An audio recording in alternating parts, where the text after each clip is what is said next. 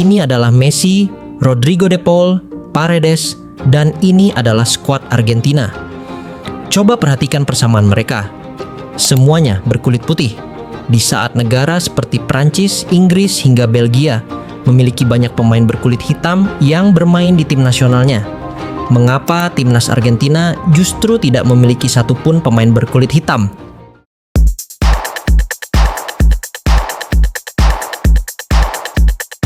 Untuk memahami mengapa hari ini tidak ada pemain kulit hitam di timnas Argentina, kita harus memutar waktu kembali ke abad 18. Banyak orang mengira Argentina tidak memiliki sejarah perbudakan seperti Brasil atau Amerika Serikat. Selama masa kolonial Spanyol, Pelabuhan Buenos Aires adalah salah satu titik masuk utama perdagangan budak transatlantik di wilayah selatan. Pada sensus resmi tahun 1778 yang dikeluarkan oleh pemerintah kolonial Spanyol, angka-angkanya sangat mengejutkan. Di Buenos Aires, sepertiga atau sekitar 30% populasinya adalah orang Afrika yang diperbudak. Di provinsi pedalaman seperti Santiago del Estero, angkanya mencapai 70%. Di Catamarca, lebih dari 50% populasinya adalah budak dari Afrika. Artinya, pada masa itu Argentina adalah negara yang didominasi oleh etnis kulit hitam. Warga Afro-Argentina adalah penggerak roda ekonomi. Mereka adalah pengrajin, buruh pelabuhan, musisi, dan pembantu rumah tangga. Mereka membangun fondasi fisik dan budaya kota Buenos Aires dari nol. Lalu, apa yang terjadi? Kemana perginya populasi keturunan Afrika tersebut? Hilangnya populasi kulit hitam di Argentina tidak terjadi karena kebetulan atau bencana alam. Itu adalah hasil dari sebuah rekayasa sosial dan politik yang disengaja.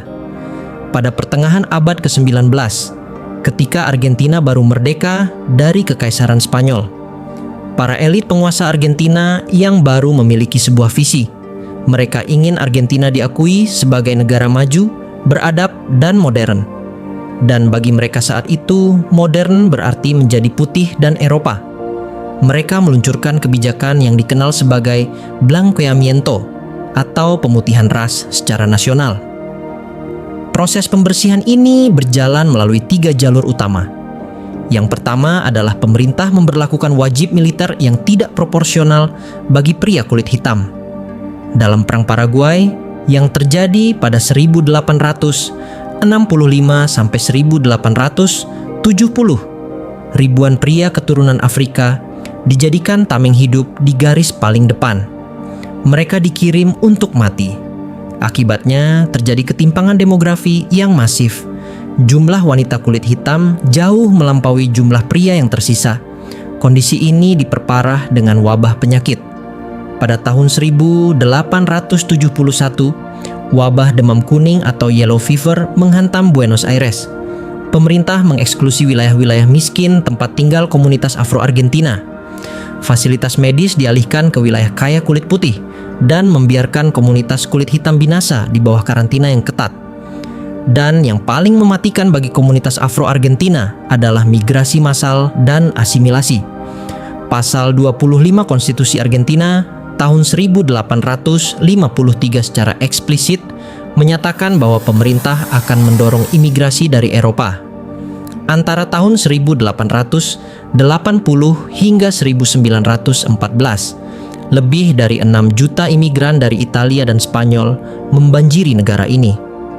Wanita-wanita berkulit hitam yang kehilangan pria mereka akibat perang akhirnya menikah dengan para imigran Eropa ini. Hanya dalam 3 generasi, melalui perkawinan silang yang masif, genetik kulit hitam terlarut dan memudar ke dalam populasi kulit putih. Tragisnya, sembari memutihkan populasinya, Argentina justru menyerap kebudayaan Afrika menjadi identitas nasional mereka yang paling ikonik tanpa pernah memberikan kredit kepada penciptanya. Hari ini, dunia mengenal tango sebagai tarian yang anggun dan sensual khas kelas atas Eropa. Namun sejarah mencatat kata tango berasal dari bahasa Afrika Barat yang berarti tempat berkumpul atau gendang. Tarian tango sendiri lahir di pemukiman miskin Buenos Aires, hasil perpaduan ritme drum candombe milik budak Afrika dengan musik lokal. Begitu pula dalam sepak bola. Jauh sebelum era Lionel Messi atau Diego Maradona, Argentina sebenarnya memiliki pahlawan berkulit hitam di lapangan hijau. Namanya adalah Alejandro de los Santos.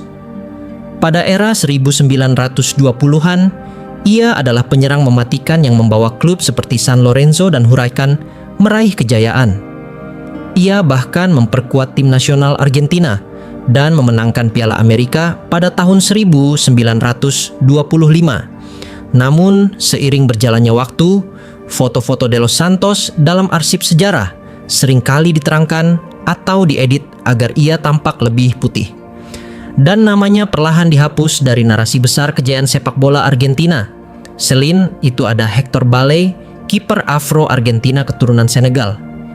Ia dijuluki El Chocolate oleh publik Argentina karena warna kulitnya. Bale merupakan bagian resmi dari skuad emas Argentina yang menjuarai Piala Dunia 1978 dan bermain di Piala Dunia 1982. Ia membuktikan bahwa pemain berkulit hitam pernah merasakan gelar tertinggi sepak bola bersama Albiceleste. Pada pertengahan tahun 2026, Steven Kiki Ramos, penyerang muda berbakat dari klub Vélez Sarsfield, resmi dipanggil ke timnas Argentina U17. Ia lahir di Haiti dan pindah ke Argentina sejak bayi. Ramos menjadi pemain keturunan kulit hitam modern yang mendobrak stigma lama di level junior nasional. Namun yang lebih mengejutkan, ikon terbesar mereka, Diego Armando Maradona, memiliki darah keturunan Afrika. Riset genealogis mendalam dari Universidad Nacional de San Juan membongkar akar silsilah sang mega bintang. Kakek buyut Maradona bernama Luis Maradona adalah seorang budak asal Afrika yang bermigrasi ke wilayah Corrientes. Ia kemudian mendapatkan nama belakang Maradona dari majikan lamanya setelah ia merdeka karena ikut bertempur membebaskan Chile tahun 1812.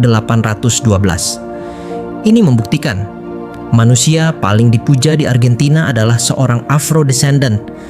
Jejak Afrika ini juga tertanam kuat dalam bahasa sosiologis sepak bola mereka. Di stadion-stadion Argentina, sering mendengar pemain atau fans dipanggil dengan julukan El Negro.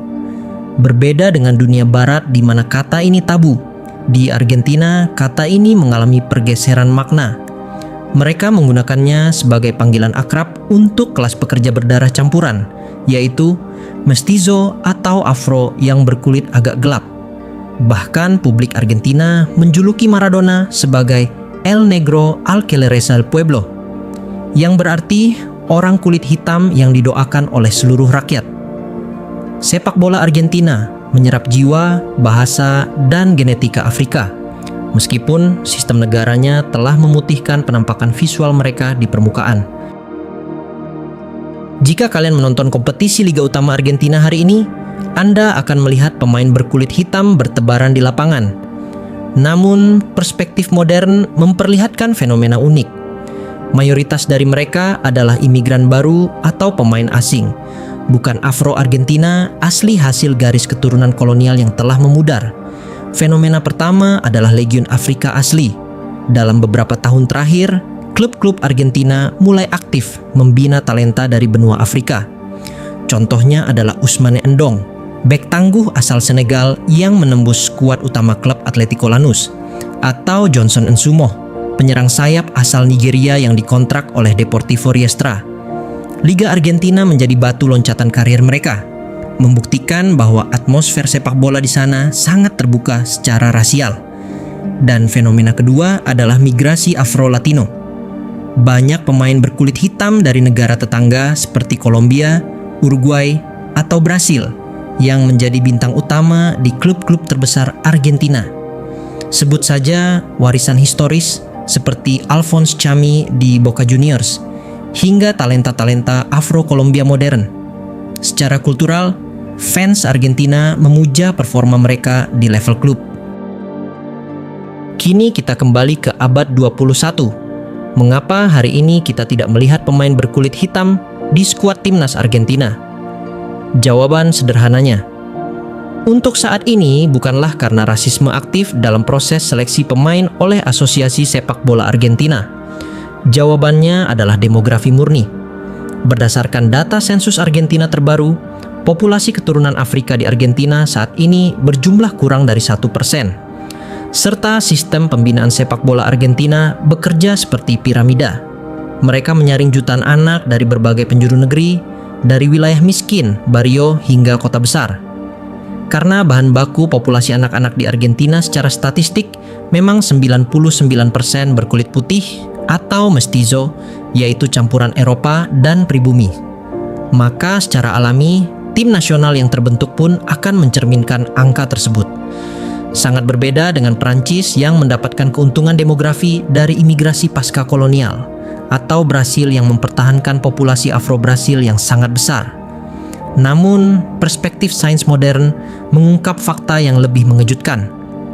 Riset genetika dari Universidad de Buenos Aires menunjukkan bahwa sekitar 5% hingga 9% warga Argentina kelas pekerja modern sebenarnya memiliki DNA Afrika di dalam tubuh mereka.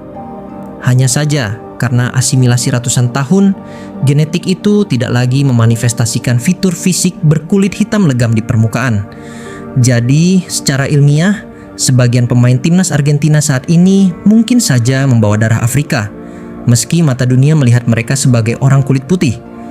Dan ketika Anda melihat timnas Argentina hari ini, Anda sedang melihat hasil akhir dari sebuah eksperimen sosial yang dimulai 150 tahun lalu. Sebuah proyek negara yang berhasil menghapus keberadaan ras tertentu dari tanah mereka secara demografis.